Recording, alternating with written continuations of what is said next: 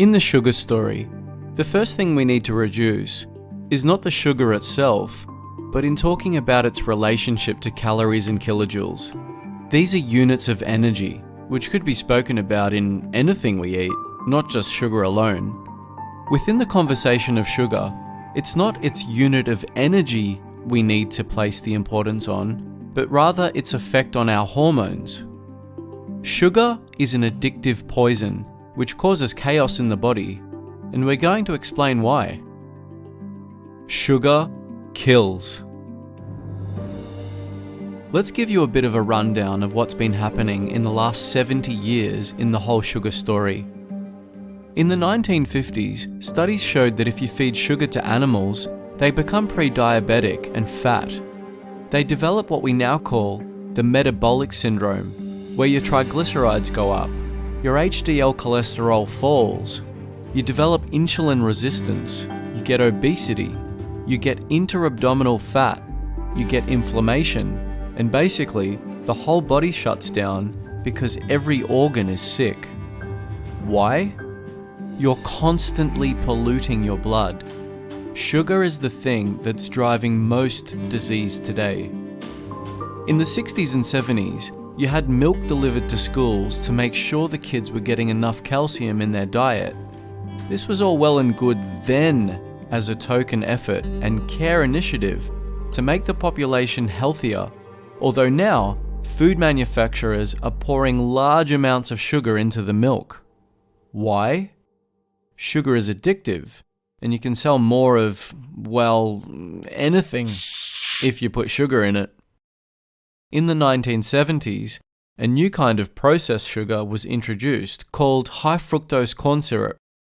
Other sugars in our food also went up because companies were excited by how much more they could sell if you made the food more addictive.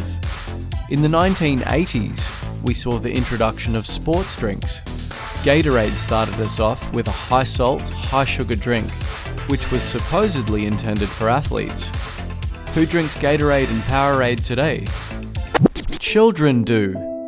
Humanity's future. School lunch menus used to consist of salads, sandwiches, and fruit, though today, children can only choose from chips, burgers, lollies, and soda.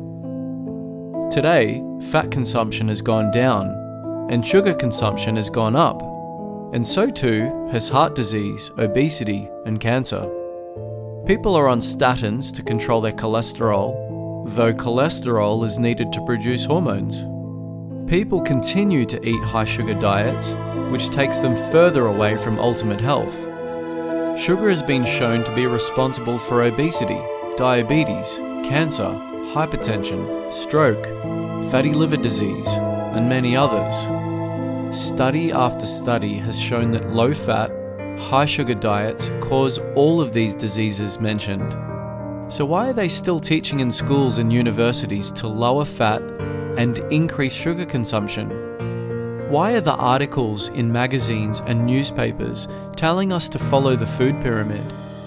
Our ancient ancestors' nutrient levels were dramatically higher than ours, simply because they ate food that had high levels of minerals, vitamins, and other phytochemicals, which benefits the cells of our body and keeps all of its systems strong and in balance.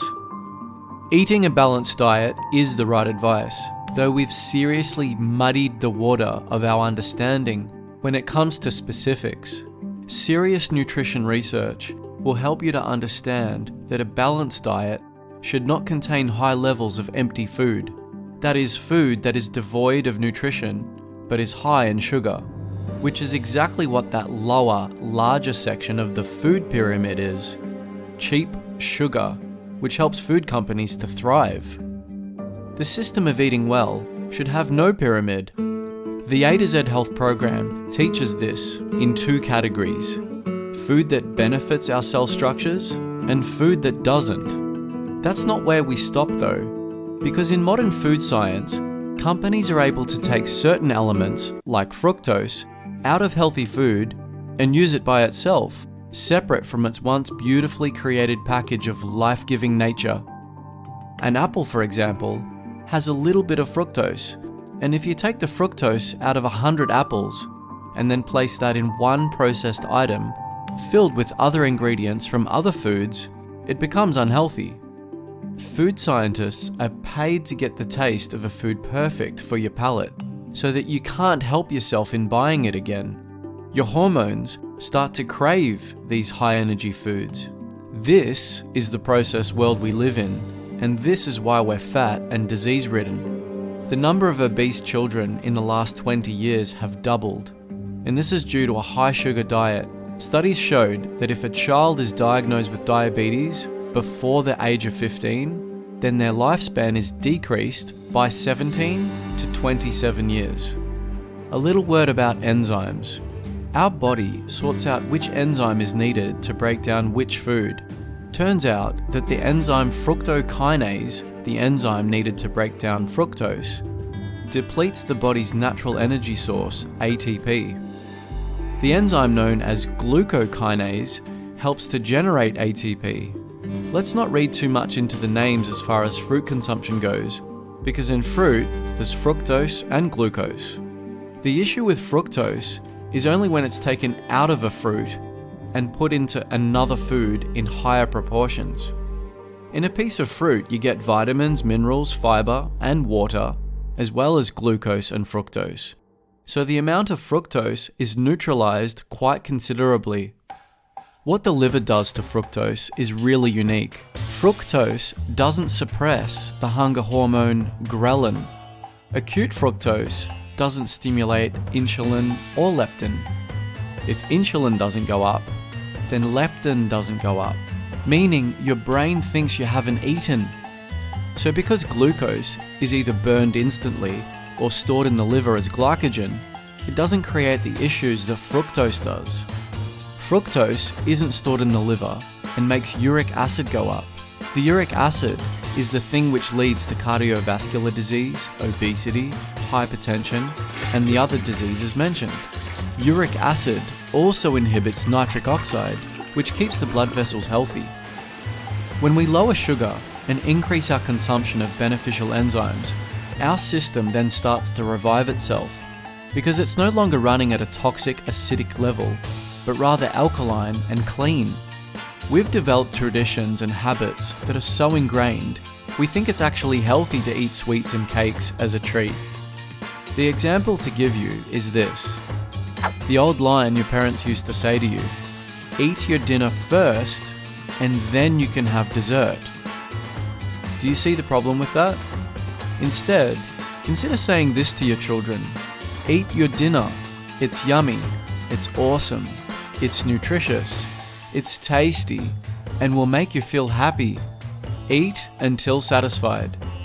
Which kid, or adult for that matter, is going to be able to eat dessert when they're truly satisfied? If there's sugar and a lack of nutrition in the meal, then obviously we're going to be searching for more. For two reasons. One, if the meal has sugar in it, then our ghrelin and leptin have been switched off. And two, if you haven't given the body what it needs in the first place, then obviously you'll still crave more. It's a double whammy. We also live in a world where we think the only problem with sugar is the weight you can put on from having too much of it. Increased body fat is merely a symptom of poor health. Many people around the world have never been educated on what sugar does in the body and the disease and devastation that's caused directly from its use. It's said that when a belief is popular, it doesn't necessarily mean that it's the truth. A perfect example of this is the statement of, "If I exercise, then I can eat all the sugar I want." As mentioned at the start of this video, you can't condense this subject down to calories in, calories out. Calories and kilojoules are merely energy units. It doesn't suggest what other nutrition is in the specific food you're looking at, and it doesn't suggest a vast array of hormonal influences that specific food can have on your body. The dogma and stereotyping in the health industry around calories in, calories out really doesn't help. You know what might help though? If you want to help someone, give them an uncooked piece of broccoli. I know there'd be plenty of people in poorer countries who'd kiss your feet for that. In Western countries, if you gave someone a piece of broccoli, they would most likely to tell you to get stuffed and throw it back in your face. If the health of the world is going to change, the culture needs to change back to how we used to eat. Humans are by nature, through the research of our anthropologists, typically hunter-gatherers. So tell us this: from which stream or from which tree and in which forest did the Oreo cookie come from? Let's talk about a few things we can do to lower or even get rid of the sugar in our diet. Get rid of all sugar beverages in the house, and an even bigger importance is, don't repurchase them. Drink water. If you're going to have vegetable juice sometimes, keep the fruit out. Stick to eating whole fruit rather than juicing it. If you juice fruit, then you'll be getting far too much sugar. Alcohol is toxic to the body, so stay away from that. All other items that have sugar on the back of the label or jar, do your best to stay away from it. This includes bread, something that's disguised as a health food, but these days has almost as much sugar as cake. You're probably going to benefit from having less processed wheat anyway. So do your best to reduce your bread consumption.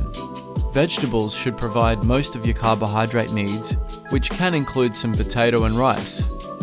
Of course, if you want some sugar, eat some fruit, which is packed full of antioxidants, vitamins and minerals. One of those horrible inclusions of modern culture has been breakfast cereal. The A to Z Health suggestion for breakfast is to fall in love with eggs. As far as the glycogen argument of it being a fuel source, we also know that in ancient tribes, such as the Inuit people, and even in communities today who don't eat a lot of plant-based glucose, they can still get some glucose from raw meat, as straight after a kill, there's still glucose in the bloodstream of an animal. We know that school lunch menus need to be changed, and we've already seen some great intervention from people like Jamie Oliver with his school cooking programs. What can you do to help? Can we ask governments to ban sugar in school? Perhaps they can do something beneficial for a change. The ingredients of the food given in schools should be food which benefits the children's growth, brains, and energy. There should be no ingredients in the food at school which harms the children, so vending machines have to go. Our closing thoughts. If we start to educate children about the dangers of sugar at a young age, then we wouldn't have such epidemic proportions of sickness caused by sugar. We also know that serotonin, the feel-good hormone, goes up when we eat sugar, which is one of the reasons why it's so addictive. When something is addictive, people will justify having it any way they can. We're not saying that ridding yourself of sugar can be an easy thing, but what you can do is start somewhere. I'm Adam Zaks from A to Z Health, guiding you, pushing you, and moving you through to ultimate health. Minus 5, 4, 3, 2, 1. Booster ignition and liftoff of Discovery, hoisting harmony to the heavens and opening new gateways for international science.